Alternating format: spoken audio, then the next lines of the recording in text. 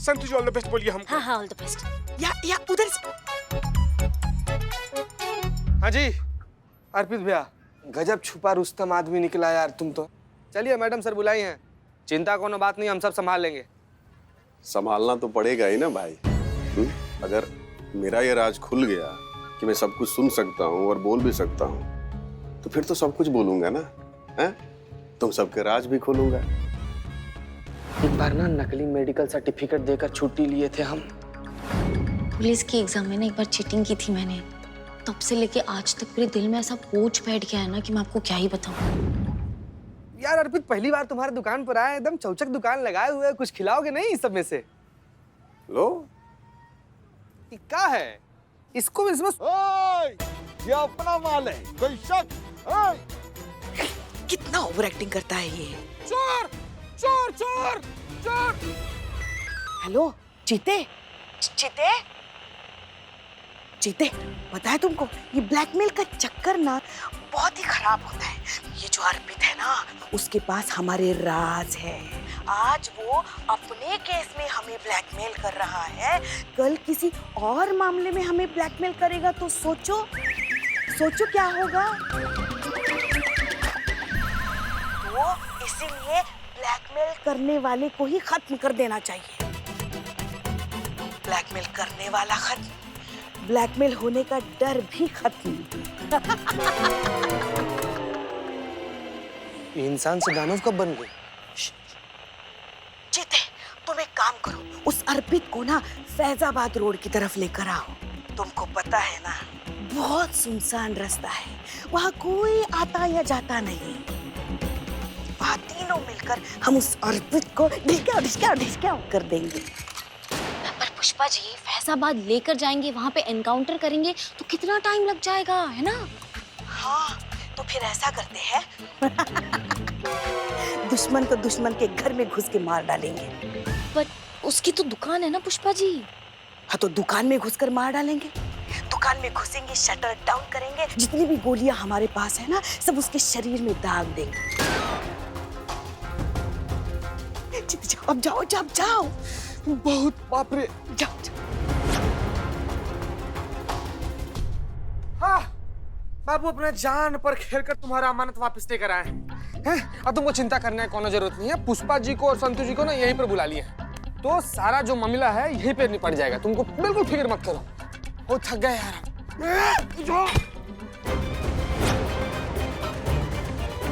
चीते, चीते, चीते, चीते, चीते, चीते, आंखें खोल चीते, उठ चीते। क्या तमाशा चल रहा है यहाँ पे? जाओ अपना काम करो, जाओ। काम धाम कुछ है नहीं। उठ आगे मुंह उठा के। संतु पानी लेकर आओ। पानी नहीं चाहिए पुष्पा जी, चीते की हालत देखिए आप। अरे हम चीते के लिए ही कह रहे हैं, पानी की छींटे मारो उसके चेहरे पे, उसको होश मिलाओ। हाँ, जगाओ उसको।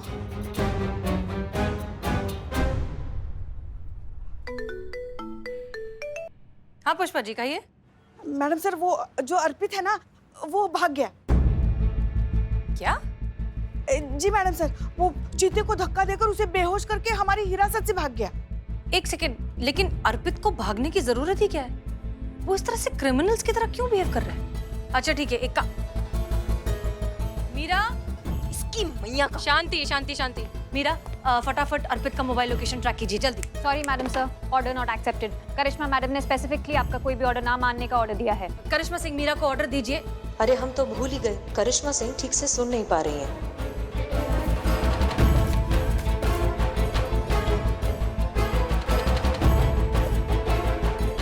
कमांड दे, क्या कमांड दे?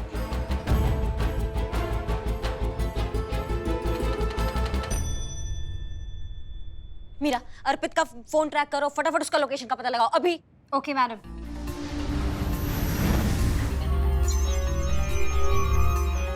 Suspect found 10 kilometres away, Faizabad road. Okay Fanta.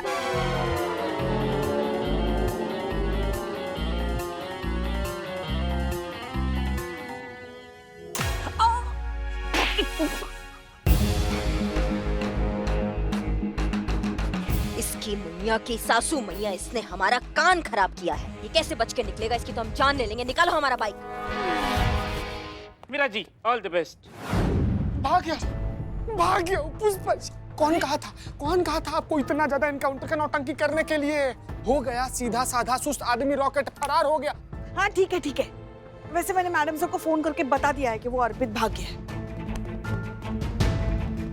Madam sir जब उससे पूछेंगे उसके भागने का वजह, तो वो तो सारा परपंच बता देगा। आपकी एनकाउंटर का ओवर एक्टिंग तो बता देगा ना पुष्पा जी, बता देगा। पुष्पा जी, कल की जाती आज ही हमारी नौकरी चली जाए ना, आपने मरवा दिया है, क्या करें अब? अम्मा का टोपा गिरी है, टहलते टहलते नाश्ता पानी करते करते ना, मतलब पैदल भी जाते ना तो इससे पहले पहुंच जाते। कहाँ बिठा दिया है हमको। अम्मा स्पीड बढ़ाओ ना। ये मैक्सिमम स्पीड है। कहाँ बोले? कहाँ बोले? ये मैक्सिमम स्पीड रुको है। रुको रुको रुको, क्या बोल रहे हो? कुछ सुनाई नहीं आ रहा है हमको।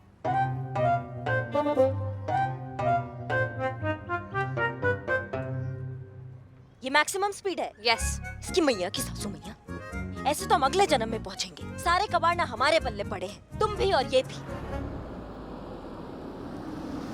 Jain madam sir. जैन जल्दी गाड़ी में बैठिए, हमें अभी याद है कि इसकी स्पीड सिर्फ 20 की है।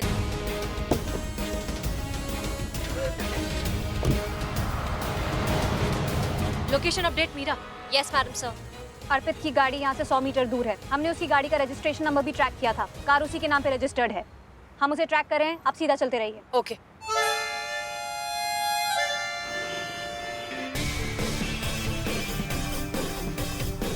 अर्पित हमारी तरफ ही आ रहा है मैडम सर। वो रहा अर्पित। वो अर्पित है? यस। उसको बोलो रुके, उसको बोलो गाड़ी रोके। मीरा, अर्पित रुको, अर्पित रुको, अर्पित गाड़ी रोको, अर्पित गाड़ी रोको। भाग क्यों रहे?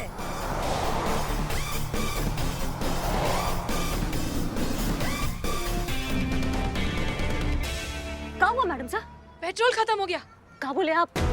अब लिख कर बताओ मीरा। Petrol over? इसकी मैया का, ये पेट्रोल बजट का टंटा ना होता ना तो। अम्मा जाओ मीरा, पकड़ो, तुम भागो, पकड़ो। हाँ, रफ्तार दौड़, दिखाओ फुल थोड़ी। स्पीड मीरा।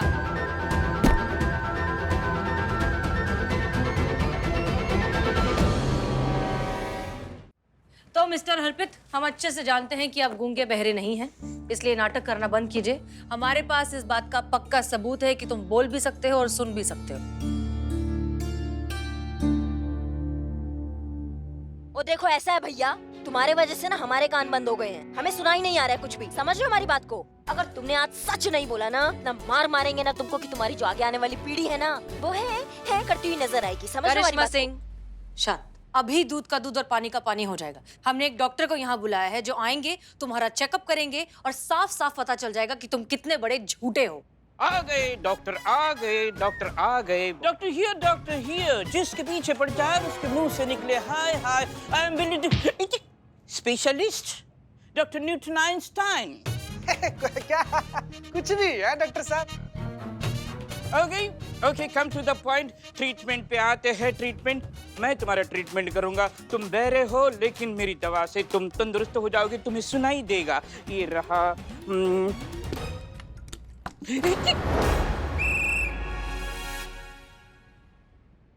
ओ, ये मेरी दवा है। Excuse me.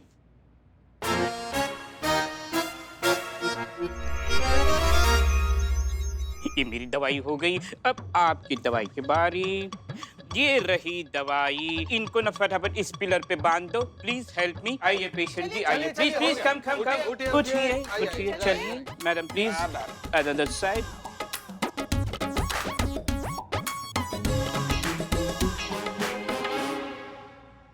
तो ये है दवाई, इसके 4-5 बूंद मैं तुम्हारे कांस में डाल दूंगा। कांस में? या कांस। 1 कान, 2 कांस, बहुवचन। Correct. Yes, your capacity of my assistant. ये तुम पुलिस की नौकरी छोड़ दो, मैं तुम्हें डॉक्टर बना दूंगा। डॉक्टर साहब, इधर मरीज इधर है। ओके, मुंडी तेरी, कांस में 2-3 बूंद आई। टुक टुक टुक। Okay fine. Another side, मुंडी तेरी। 1 2 3। Okay fine. Oh my God! Shake the before use. Madam hold it, मैंने शेक ही नहीं किया।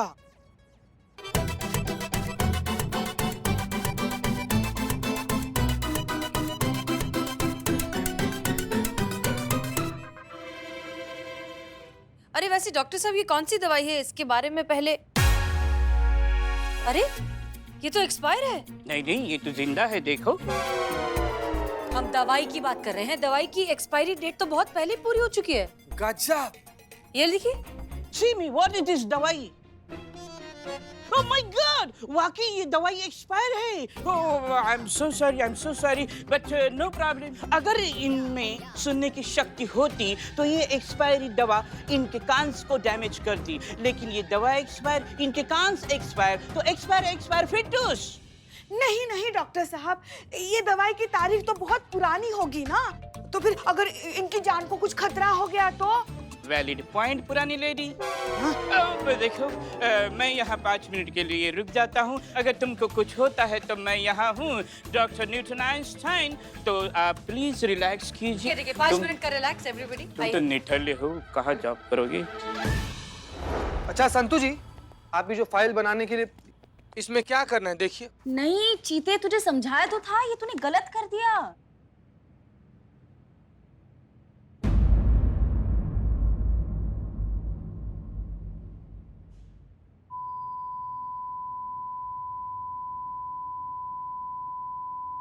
ये क्या? मुझे कुछ सुनाई क्यों नहीं दे रहा है?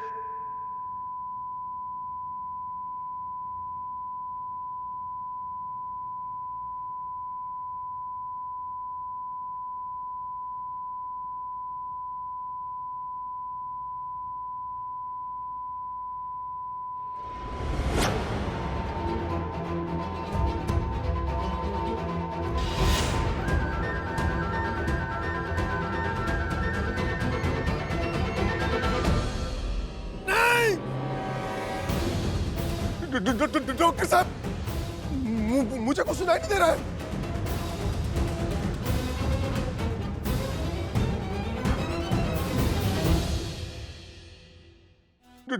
डॉक्टर साहब, मुझे कुछ सुनाई नहीं दे रहा है। आप लोग क्या क्या क्या बोल रहे हैं?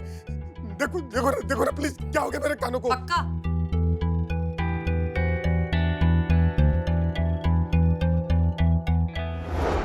आप जैसे ड्रामेबाजों से सच्चाई उगलवाने के लिए हमें भी कभी कभी ड्रामा करना पड़ता है। ये देखो, ये वीक निकला, और ये बेल, इसके अंदर कुछ नहीं है। उसकी घंटी हमने ऑलरेडी निकाल के रख दी थी। इसलिए प्लीज वक्त और बर्बाद मत कीजिए और सच सच बताइए कि पिछले 5 सालों से आप ये गूंगे बहरे होने का नाटक क्यों कर रहे हैं?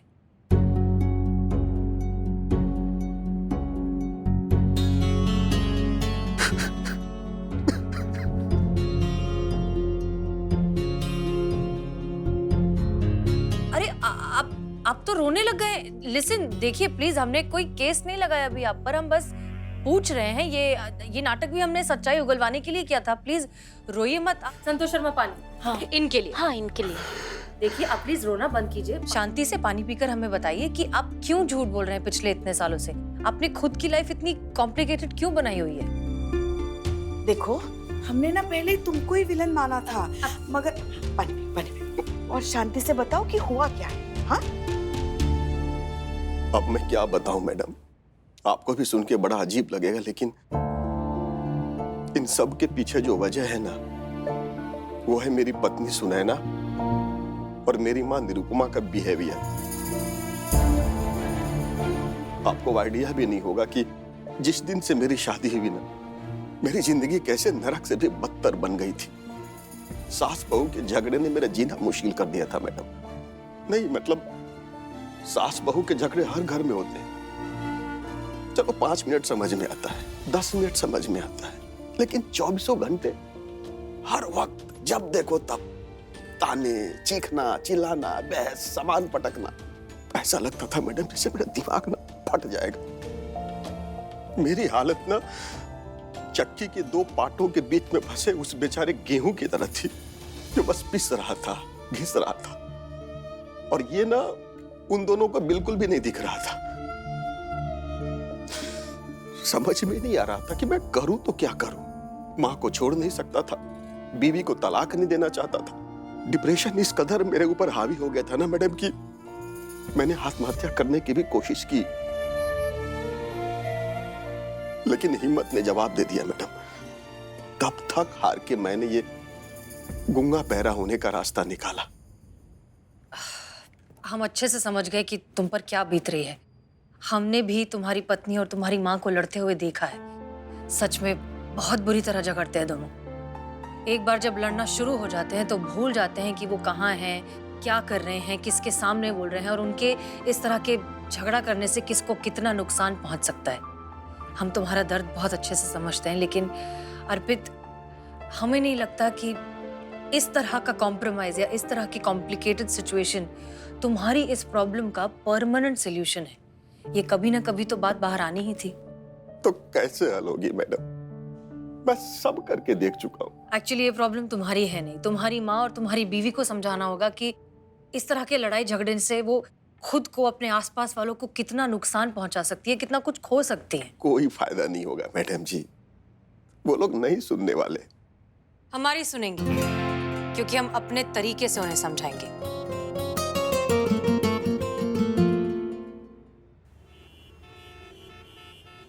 मैंने कितनी बार कहा था कि मेरी बात सुनिए, पर आप तो मानती ही नहीं। मेरी बात क्यों, तुम उसकी बात सुनती हो? कितना मना करता है वो तुमको। तो बहुत बार देखा, कर दिया ना एक्सीडेंट। मैंने तुझे कहा था कि गाड़ी आज से चला, सुनती नहीं मेरी बात, कभी भी नहीं सुनती।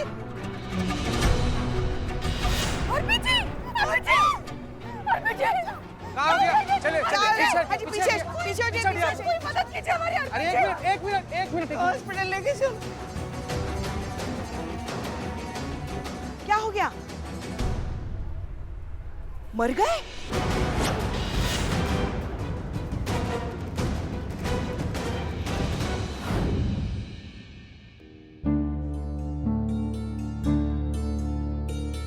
तो कैसा लग रहा है उस इंसान की जान लेकर जो आपकी जिंदगी का सबसे अहम हिस्सा था? हमने उन्हें नहीं मारा मैडम।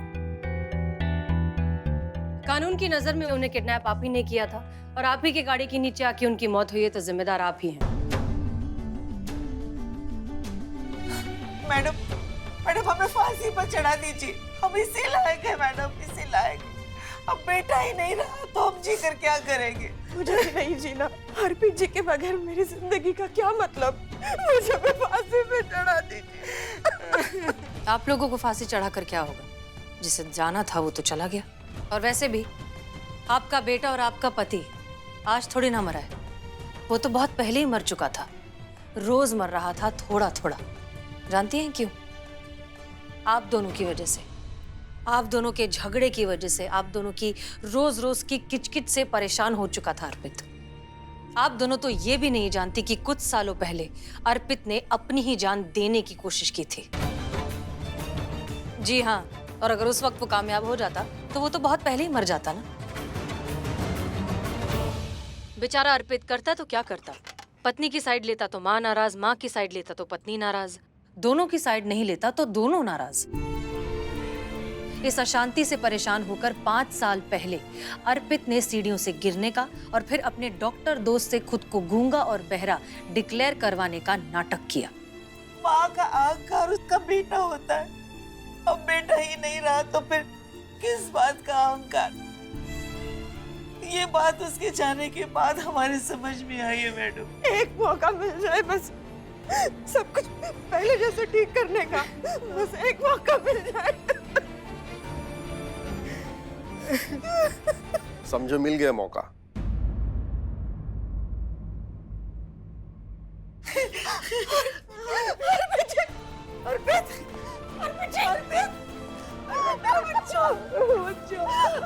तो ठीक है मेरा बच्चा, तो जिंदा है।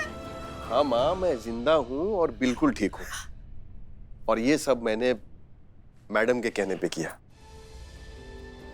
बेटा हमें माफ कर दे, हमें माफ कर दे। मैं बहू को भी कुछ भी नहीं बोलूंगी। हम अच्छी तरह से पहले की तरह रहेंगे। मुझे माफ कर दे मेरे बच्चे, मुझे माफ कर दे। मुझे भी माफ कर दीजिए।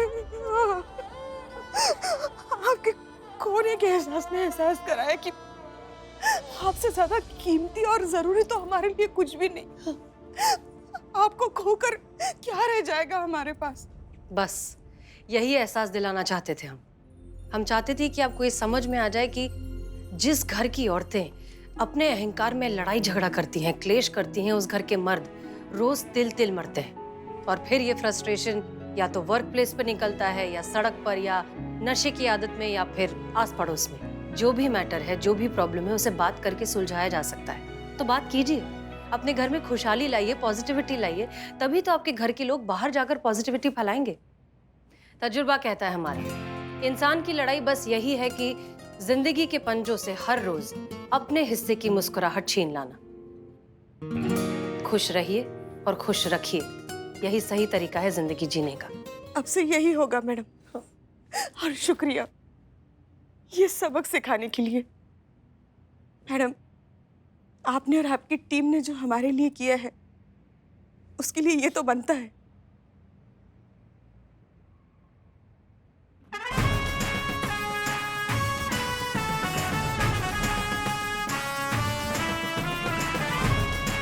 शुक्रिया मैडम।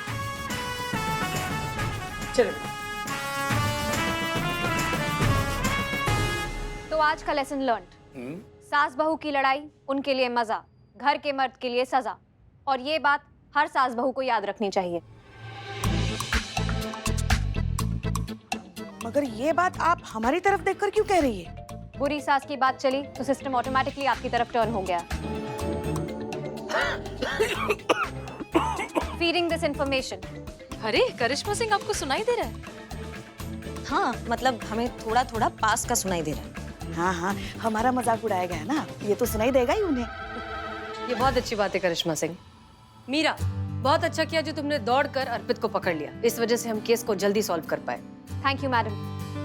वो तो हमारा बाइक नहीं था मैडम सर, नहीं तो उसको एक किक मारते ना, वो हवालात के अंदर होता है। ये मीरा का जरूरत नहीं पड़ता, समझिए हमारी बात को। ये पेट्रोल का बजट आप बढ़ाइए, हमारा फुक कम हो रहा है। हमने सरकार से पेट्रोल का बजट बढ़ा लिया है।